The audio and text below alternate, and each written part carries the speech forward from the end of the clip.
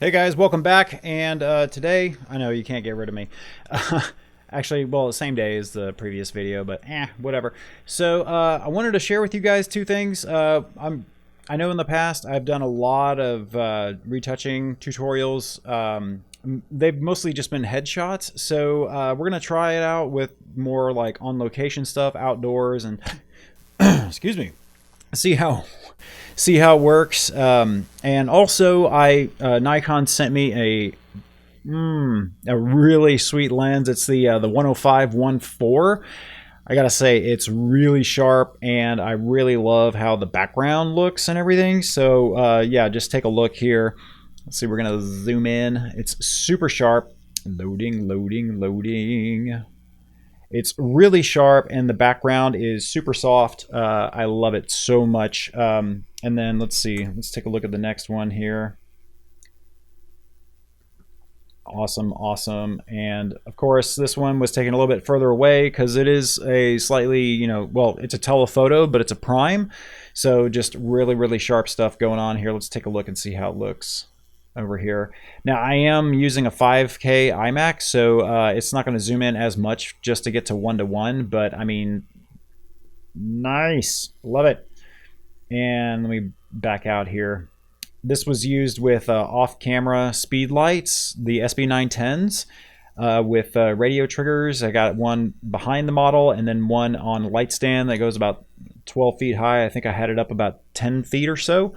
So anyways, we're just gonna start with kind of your standard basic, just to make it a little bit easier. Actually, you know what? Forget it. We're gonna go with one that's a slightly profile shot just to see what we can do here. Okay, so we're in Lightroom, and I've already done like the white balance corrections and stuff like that.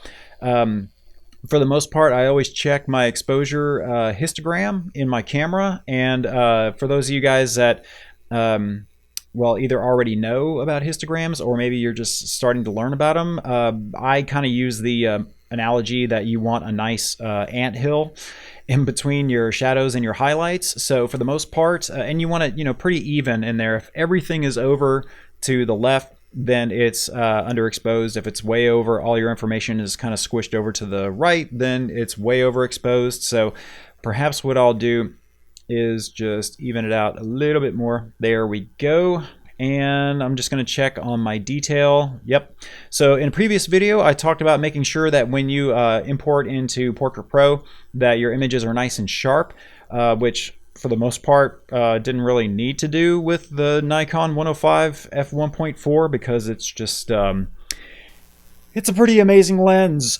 So but I still apply the sharpening anyways, just to make sure that once it goes into PortraitPro, it just recognizes the face automatically. So we're just going to right click, edit in PortraitPro Studio Max.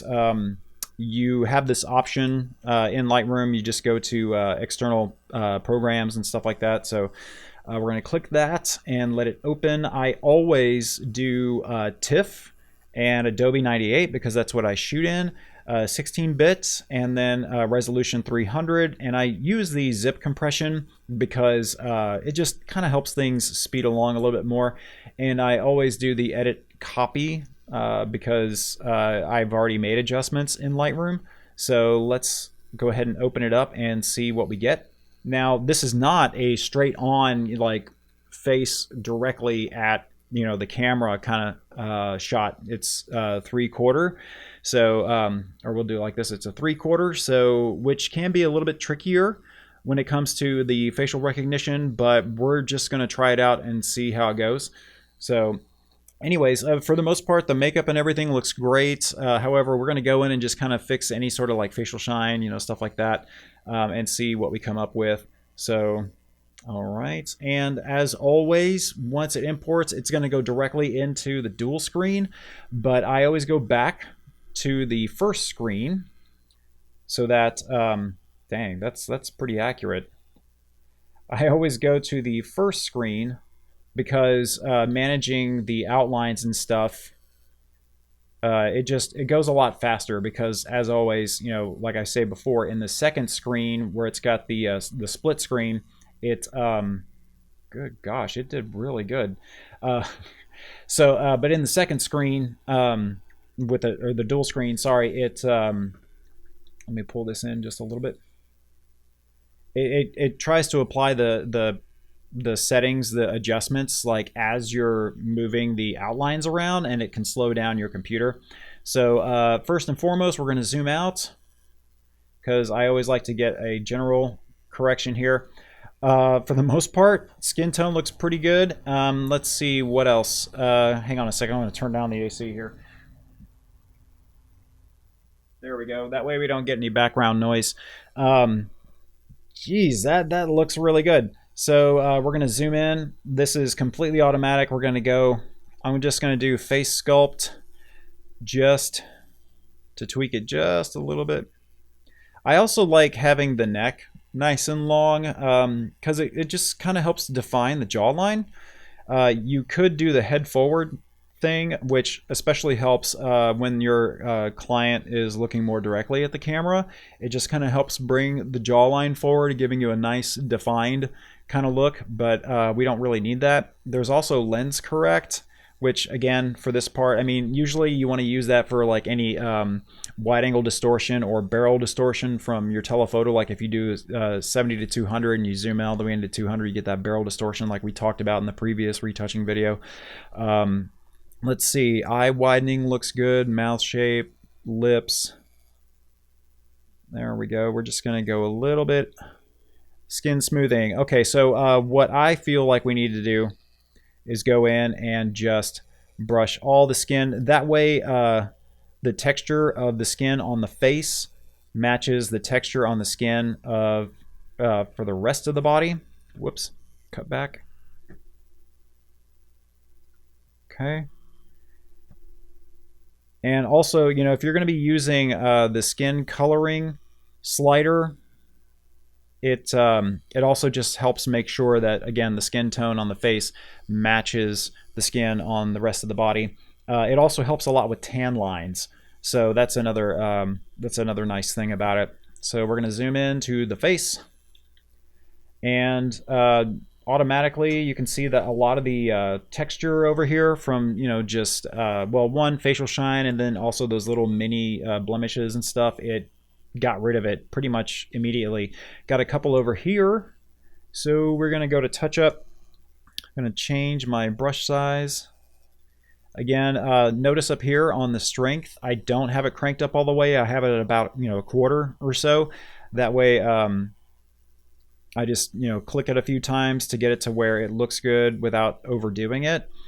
And let's see what else. The other thing too is one of my rules of thumb when it comes to retouching the skin on the face is if it's you know, if it's a spot that is brown, that's typically like, you know, maybe a freckle or a mole or something like that, and that's kind of a defining characteristic of the person that you're working on. But if it's red, then it's like a blemish, or if it's just a standout bump, even if it's the same color as the surrounding skin, then that's kind of a blemish that might be under the makeup and stuff too. So I think we're looking pretty good. And let's see, so we're gonna zoom out. Now we also have the skin lighting controls. I'm just going to show you what that looks like. Zoom in a little bit. So I'm going to turn it off. You see just a little bit of change. Now this is totally up to you guys. I tend to use it just a little, just to have a little bit more definition on the face. Again, like I've said before, you're taking a 3D you know, image, or sorry, a 3D setting, you know, because we're all moving in 3 dimensions and stuff like that in the real world, and you're putting it on a 2-dimensional plane when you put it into a photo. So you want to make sure that the shape of the face, you know, in the photo kind of replicates how they look in real life, because that's all about facial recognition and whatnot. So and also the thing about the nice thing about the skin lighting controls is it adds a little bit more softening. So I might bring the modeling down just a little bit, because this was in the evening. The sun had already set behind the hill behind me, so she's looking directly into the sunset. And for those of you guys that are really into, you know, the magic hour when it comes to doing pictures and stuff, I don't do pictures while, I mean, I don't have them facing that direction while the sun is, even if it's just peeking over, you know, the horizon. Like, I wait for it to go down, and that way it turns the entire sky above the sun. Once the sun goes below the horizon, it turns the entire sky a beautiful color and makes it into a giant softbox. So after that point, you can have them facing into the sunset once the sun's gone down. The only problem is it really makes the images come out real flat. I do see a lot of pictures taken during that time where, you know, maybe the person is facing you directly, or you're standing directly between the sun, the sunset, and your subject. And the problem with that is if they're looking directly at the camera, there's like no shading on the face at all, and it can make the shading look really, really flat, or the features on the face look really flat. And it's just one of those things where I feel like, let's see, let's go back here. Yeah, because I mean, if you kind of look at this one here, the color is a little washed. The dimensions on the face, she's got really defined cheekbones and jawline and eyes and everything, but I still feel like it's just a tad bit, you know, kind of washed out. So, but I think with the skin lighting controls, that kind of helps with that. And again, it's totally up to your preference. Makeup controls, this helps a lot if your subject doesn't have as much makeup on and you want it to stand out. However, I always try to be a little careful about how much. So if you look, let me turn this off. If you look over on her face on the left, the lip color versus the lip color on the right, it's much more bold in the touched up version. So I'm actually going to turn it off, just to kind of bring it back a little bit. Plus, the other thing too is you go into mouth and nose controls and look down here for lip saturation. So we're going to bring that back down. And then let's see what else. Lip contrast, we're going to bring that down. Lip darken, bring that down. And that gets us a lot closer to the original color. We could go down a little bit further with lip saturation if we want to, or lip contrast. Let's see, and we're going to take the moistened lips down because there's already a good amount of shine on the lips themselves. So makeup controls are off. Let's see, hair controls. Okay, and also too, if you do feel like the image itself is a bit too punchy or contrasty, double check your picture controls down here, and if you turn them off, then we get that color tone back. Now I noticed that the skin color, you know, it's close to the original. Let's go back to makeup controls here, and we're just going to bring it up just a little bit. Highlighter, eyebrow pencil. So we're going to go over to the skin coloring controls, and we're going to go down to, let's see, something that looks natural, obviously. We're going to go to natural, and down here under tan, we're going to bring it down a little bit because we want it to match the skin tone. Okay, it's not a little bit, it's a lot. But we're going to bring it down a little bit. And let's see. There we go. Now, as I've always said before, when it comes to adjusting the brightness of the eyes, I zoom out because I want to see just how much the eyes actually stand out from the photo, like full frame, because it's much easier for me to judge based on how it looked in the original versus how it looks in the you know, the touched up one. So I'm just going to click these on and off. So the iris is a lot brighter. Well, not a lot. I mean, it's a decent amount.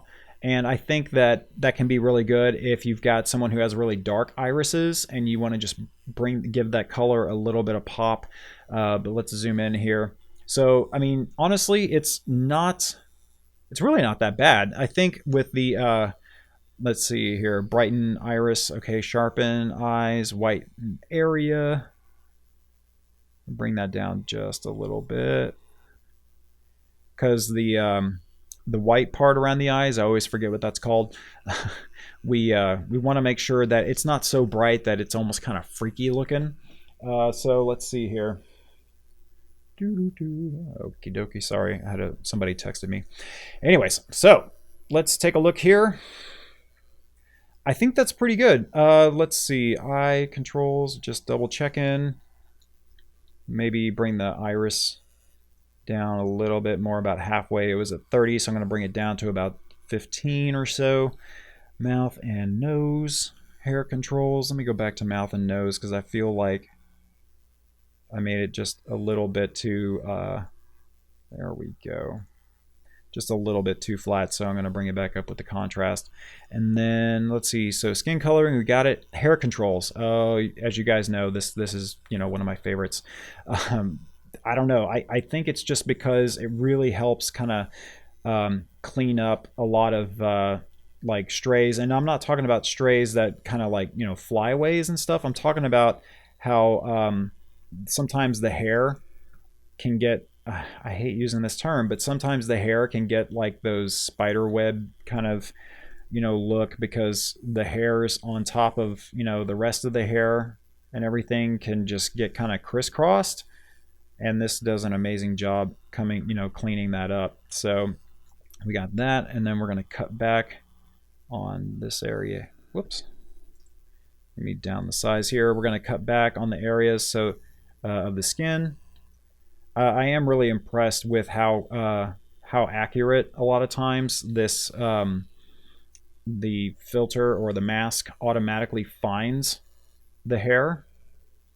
But a lot of times with longer hair, sometimes you'll probably need to go in and just help it along. So we're going to click OK, and then we're going to go 1 to 1. And we're just going to observe here. So we already decent hair color amount or recolor, and then vibrance. So we're going to go to hair tidying mode. Again, you know, while we're waiting for this, if you guys are looking for a amazing portrait lens, that Nikon 105 f1.4, it's incredible. In fact, you know, in a lot of my videos when I talk about, you know, gadgets or software or whatever, what I tell people is, you know, instead of just jumping right into it and just buying something like on an impulse, because hey, we're photographers and, you know, we love gadgets and whatever, you know, when it comes to a gear, you know, rent it, try it out. Or if you have a camera store, like we've got Precision Camera here in Austin, it's amazing.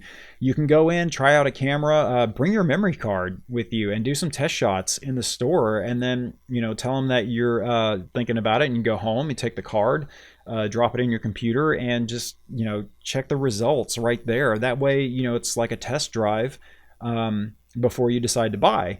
So yeah, go to, you know, if there's a camera store nearby. Let's try this here real quick before I just talk y'all's ear off. I like that. It looks really good. It just, sometimes I have to be careful that I don't do too much because it's such a cool filter. It just kind of smooths out all the little spider webby hairs and stuff. You'll have some that are prominent that won't go away, but I mean, for the most part, I don't know. It softens the hair, makes it less of a distraction. It also helps reduce noise. Like if someone's got really dark hair, it kind of helps minimize that. So I think it looks good. But yeah, you know, just like when I tell you guys to download trial versions of software and stuff to see if it's for you, when it comes to gear, you know, just go rent it, try it out. My basic rule of thumb is if I spend, you know, over, we'll say like $300, you know, by renting something like multiple times, if I get to that threshold, then I know that that piece of equipment is a good investment because I will use it a lot. And I've done that with a lot of the lenses that I have, and I definitely recommend that you guys go try this lens, because once you use it, you'll see like just how sharp it is and how soft it is in the background. So let's see. Okay, I really like the way this turned out. I think that, you know, it got rid of the shine. It helped kind of even out the skin tones, which I find is really important, especially during summertime when people have tan lines and whatnot. You know, it helped reduce a lot of the blemish texture in the skin. It helped the eyes stand out just enough so that we can see them nice and well. Lip color looks good. Again, just make sure, you know, that you are noticing like the picture controls down here, because look at the skin tone on the right when I click it. So I'm going to leave it, you know, I don't want her looking like so tan that it, you know, completely looks different than how it normally would in real life. So I'm just going to turn that off. Plus, a lot of times any picture controls overall, I will do that in Lightroom first. And well, that's pretty much it. So thank you guys so much for watching. Make sure to like if you learned something today. It always helps us out. And also subscribe for any upcoming videos. So if you have any questions, put them in the comments below. I always do my best to answer them for you. And we'll see you next time.